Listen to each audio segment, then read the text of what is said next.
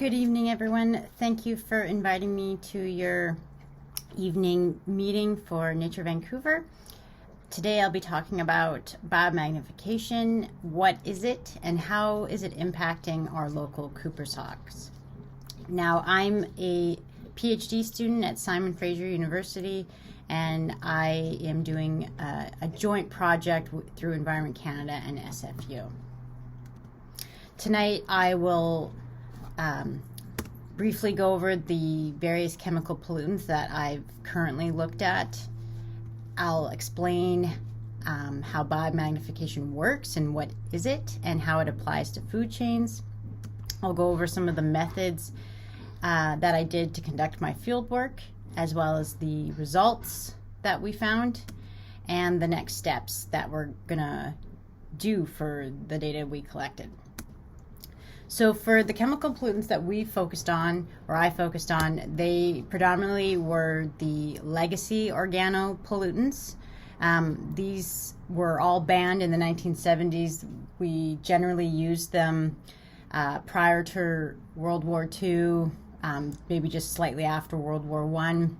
These are our chlorinated chemicals, including polychlorinated biphenyls, or PCBs, which we often use for industrial electrical purposes, as seen here with these transformers. And then our pesticides, such as DDT, which is a very well-known, common chemical that had a big craze to use during or before World War II and afterwards, and even in the Lower Mainland here. Folks remember the clouds of spray being sprayed of this chemical in agricultural areas. And so in the 50s to 60s, people started noticing changes in the environment. So in particular, Rachel Carson, who was a journalist at the time and an environmental advocate, she wrote up her research and findings of observations of what was going on and brought to light the impacts or the issues that these chemicals may have on our environment, in particular with birds. People were noticing that there were fewer and fewer birds coming back each year. And also we started to notice issues with our raptor species, with their eggshells becoming less strong, so the eggshells were thinning, and basically eggs would get crushed by the adult during incubation. And so all these concerns basically in the early 2000s was brought into the Stockholm Convention, which is a United Nations international program where we now have agreements to control or prohibit many of these chemicals, or even restrict or completely ban many of these chemical pollutants that we used many years ago. However, we also have chemicals that we consider emerging chemicals, and so these ones were only recently restricted in usage in roughly the 2000s. However, they were also used around the same time frame as DDT and PCBs. We just didn't detect them in environmental samples or animals until roughly the 80s, versus DDT and PCBs were detected in like the 40s and 50s in eggs and such. So these are our brominated flame retardants, and so they have a bromine type, so rather than a chlorine atom, they have a bromine type chemical in them, or element. And then we also have our fluorinated or Teflon type chemicals. So these are like chemicals we use for non-stick coatings. So both of these types of emerging pollutants are often used in electronics. We use them in our furniture, our carpets, our drapery, in lots of household items. They're used as a flame retardant. We also use them as firefighting foam agents. And as I mentioned, for the perfluorinated chemicals, we use them in nonstick cookware. We even use them in food packaging, such as the paper from your butcher that wraps your products in, like the popcorn pictured here. And we also use them in our clothing, so as a stain resistant type fabric, and as well as water resistant type fragments. So all of our Gore-Tex waterproof jackets generally contain these types of chemicals. So now biomagnification is simply a type of bioaccumulation. And so the way that bioaccumulation occurs, and bioaccumulation is essentially a process that occurs within an individual or within an organism. And so what happens is that we're exposed to the chemical through various routes. So generally we're exposed by oral, as seen here, and we're also exposed by a respiratory or inhalation, and then we're exposed dermally. And so through these various ways of exposure, we start increasing the chemical in our body because we're not able to necessarily eliminate it that well. So it starts to accumulate, much like when we're creating a drink mixture and we keep adding more and more juice concentrate to it to make it more concentrated. Basically, that juice concentrate that we're adding, say the chemical, doesn't leave that container, which would, say, in this sense, be our bodies. It's not leaving, and so it starts to accumulate or bioaccumulate. And now biomagnification is a type of bioaccumulation where we see it in all the organisms of the food web. It bioaccumulates in each organism, but then a unique thing happens that when an organism that eats another organism at a lower level of the food chain, we see a magnification of this chemical when the animal digests the food in their guts. We see that once they're breaking down all that food in their guts, the chemical actually increases in concentration even more so than when, say, they're just orally and inhaling this chemical and everything. So basically, a lot of this has been documented and shown in a lot of aquatic food webs, particularly with bald eagles and ospreys. And it's quite well documented now. So due to that information regarding those chemicals and their potential to biomagnify, we have some regulatory criteria and laws in which to try and monitor or assess the danger of some of these chemicals. So we use very similar criteria and laws in Canada, the US, and Europe. However, all these laws and the metrics and criteria that we use to assess these chemicals is based on aquatic organisms and aquatic food chains, as I mentioned, say the ospreys and the fish and everything. So, but basically it's all fish-related data. But what about our air-breathing organisms? We don't actually really have appropriate criteria to measure what's going on with our air-breathing organisms. So this is where my research comes in, and also my focal species. Now, Perry basically gave a very nice overview of Cooper's hawks, and so I won't go into too much details, but generally we chose to focus on Cooper's hawks because they have a wide distribution across North America. They're a generalist type bird, but they predominantly eat birds. And unique to them in the Lower Mainland is that they're a year-round resident. And they have very high nest site fidelity, and they also tolerate nest site disturbance, which is great for research because once you disturb them, they'll stay at the nest basically. And so they're a very well studied urban bird basically. And another major impetus for the research was from Environment Canada's research collecting various carcasses of Cooper's hawks across the Lower Mainland, where they actually had a few carcasses, or one in particular, that was considered the dirtiest bird in the world, basically, because it had the highest levels of flame retardants detected in its tissues compared to any bird reported in the scientific literature. And so it was considered the most polluted bird. It was so toxic, it was flame-proof. So this basically made us wonder, how are these birds getting so contaminated? Is it from their diet? So hence where we went to look at the food web. So the main study goals of the research was to measure the exposure levels in samples from a food web, a terrestrial food web, try and quantify the biomagnification in that food web, and then compare the biomagnification we see in our terrestrial food web with biomagnification reported for aquatic ones, and see, is it higher, is it the same? So that's what we want to basically start to know. So to give you an outline of the food web that I collected specimens for, we had our Cooper's hawk as our main apex predator, and various songbird species that it's known to predate upon.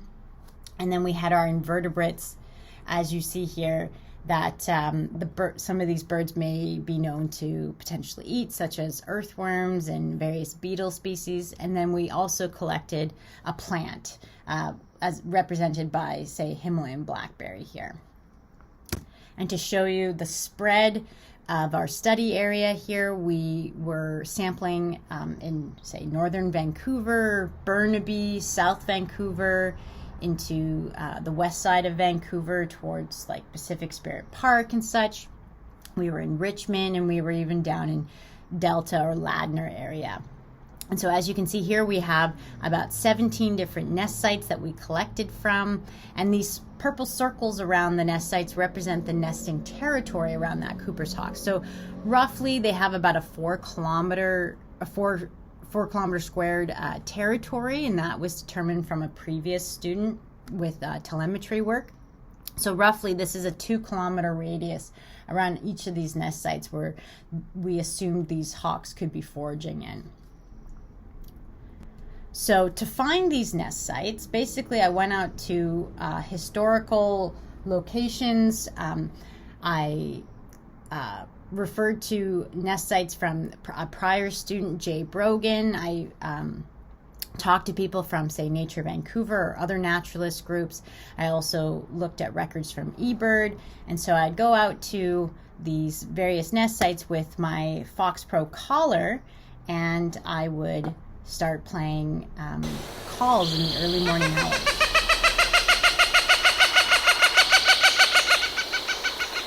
So I'd play this call,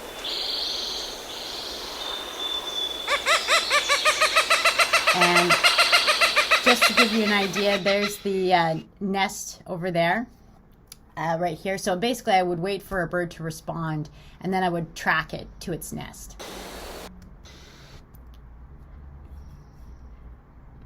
And then I would hire a climber or use a bucket truck to access the nest and collect an egg from it. So this is one of the climbers we used. This is my partner actually climbing into a nest for me. And then because I didn't want to miss out on the fun, I also climbed into a tree to see what it was like and to experience that field work for myself. So here's an example of a nest where we collected eggs from. So we only actually would collect 1 egg per nest, and we made sure that there was at least 3 to 4 eggs in the nest prior to collecting any eggs from them. So we ended up with roughly, or we saw that there was generally 3 to 7 eggs per nest that we sampled from. And then we monitored those nests after sampling for the duration of the breeding year, and we saw that there was roughly 2 to 3 chicks fledged per nest, and so this led to about a 94% reproductive success for the year 2016. And so then once we collected those eggs, I cracked them open and we put the contents into a jar that then got sent off to the lab to get analyzed for those chemicals I mentioned. So for collecting songbirds, we focused predominantly on 3 species that were shown to be highly predated upon by Cooper's hawks in Victoria. So this is work by Andy Stewart. So his work showed that Cooper's hawks predominantly ate starlings, house sparrows, and robins. So we were focusing on these species to begin with for our sampling. So we'd go out and try and find nests of those species to collect eggs from them if we could. So this is an example of a robin egg that we collected to be representative of a robin. However, we were finding this was very difficult to collect enough samples of these species. So I contacted Wildlife Rescue, who came to the rescue, and I went to their mortuary freezer. So any birds that were brought in by citizens that had gotten sick or injured and then died of their injuries, I went to their mortuary freezers and collected samples from them. So I was then able to collect many more species that Cooper's hawks are known to potentially eat. So this included dark-eyed juncos, spotted towhees, varied thrush, Swainson's thrush, and then several other different types of sparrows I collected. So we had several different species that potentially these Cooper's hawk could be eating. And then I would correlate the location that the birds were found or injured with and try and make sure that it was in close proximity to my nest sites. And then we also collected invertebrates. So to collect our invertebrates, we installed a plastic pitfall trap as seen here. So the little sort of spikes you see, that's to prevent small mammals from falling into the trap.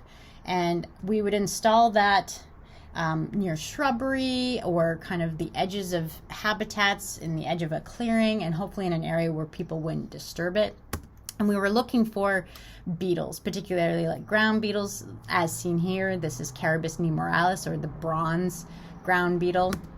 And then we also were looking or collected centipedes and millipedes and sow bugs or pill bugs.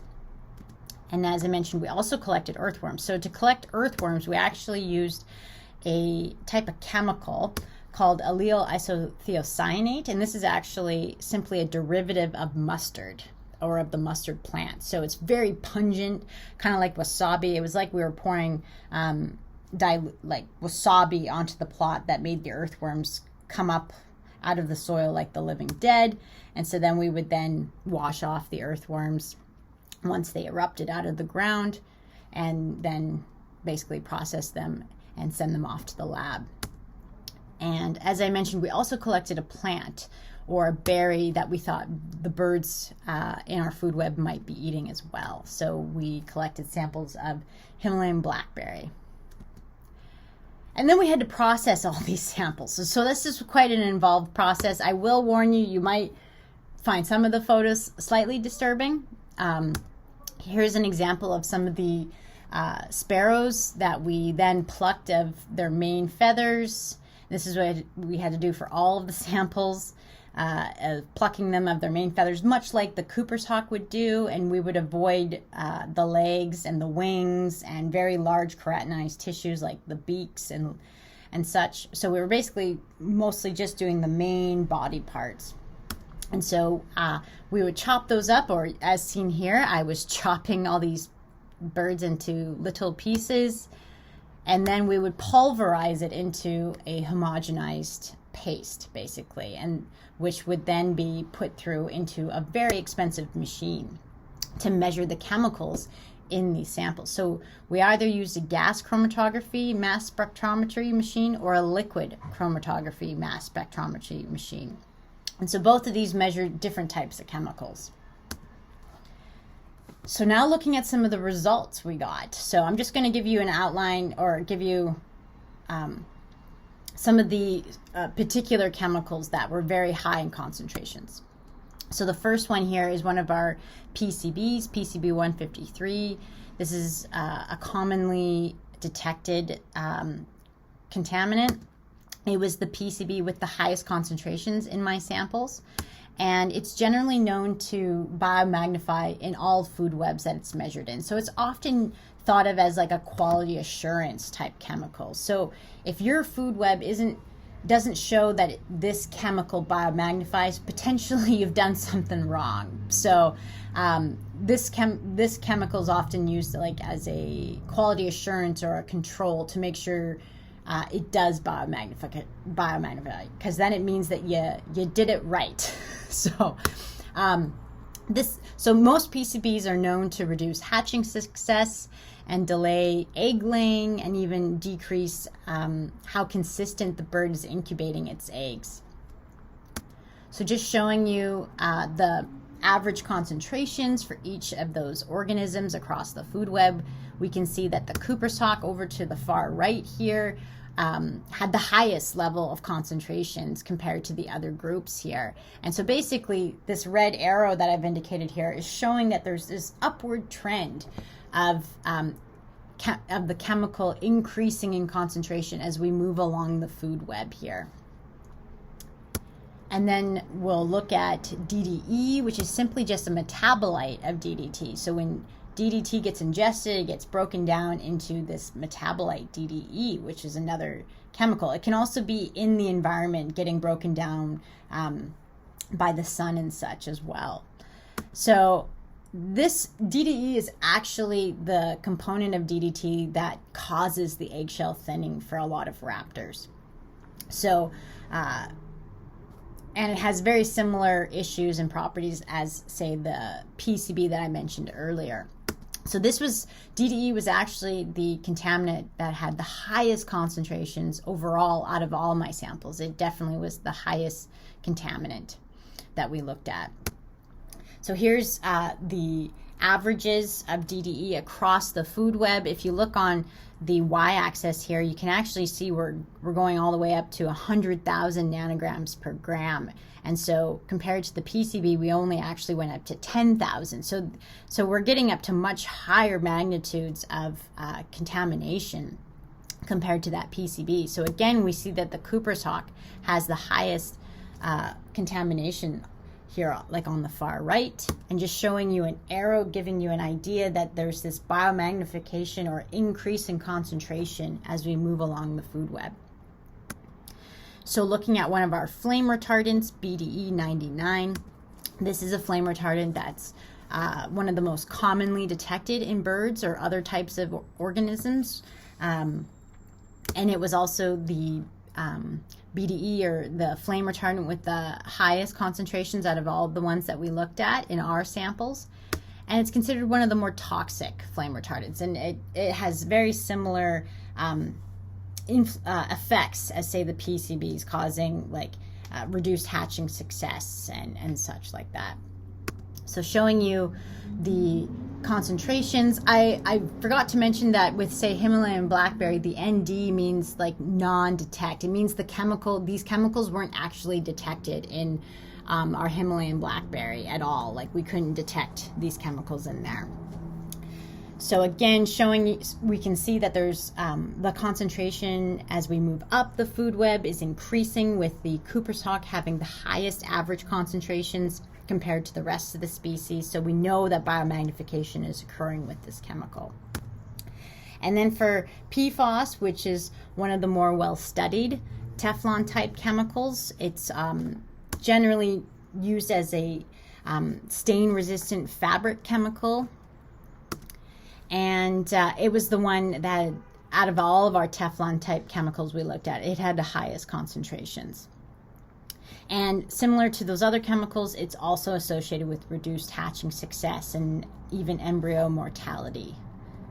So looking at the concentrations for PFOS here, we have our organisms again on the x-axis and our concentrations on the y. And I'll point out again here that these ones are only roughly up to, say, 1,000 nanograms per gram compared to, say, DDE, which was up to 100,000. So just sort of pointing that out and seeing the concentration differences across the food web. Again, we can still see that the concentrations are increasing as we go up the food web. So then we wanted to compare this biomagnification we saw in our terrestrial system with the aquatic system. So for the PCBs and our pesticides such as DDT or DDE, we saw that biomagnification was relatively similar or comparable or equal between the two types of food webs.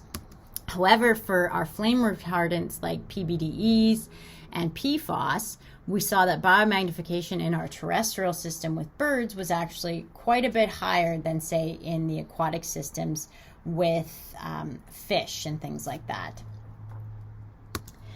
And then if we looked at terrestrial systems, and there's actually only been one other terrestrial study done that looks at chemicals like this, and that is the lichen caribou wolf food chain. And so when we compared our food chain to this mammalian one, we saw that with pesticides such as DDE, that biomagnification in our avian system was actually higher than in the mammalian system. And say for our flame retardants, such as BDE 99, again, we saw that the biomagnification in our avian terrestrial system was higher than in the mammalian. And for our PFOS or our perfluorinated or Teflon kind of chemical, same thing. Biomagnification in our avian food web was higher than in the mammalian food web. And some of this could be simply due to the fact that birds are very good at digesting their food. Basically, most of us, when we see bird poop, we just see this little white mess. So that's an indication that they basically are able to extremely digest and break down their food that they eat. And because they're able to basically digest so much material out of their food and then break it down, they're able to absorb more of the chemical out of their food because of that. And so they likely have this ability because they have very high energy requirements for flight.